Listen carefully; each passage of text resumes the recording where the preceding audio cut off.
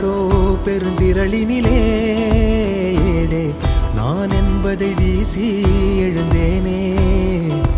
மனமே தான் என்பது போகும் பெருங்கணத்தினிலே கூவி வாவென்றொரு வாழ்க்கை சிறு குரலாய் அருளாய் பேச போகாதொரு ஆழம்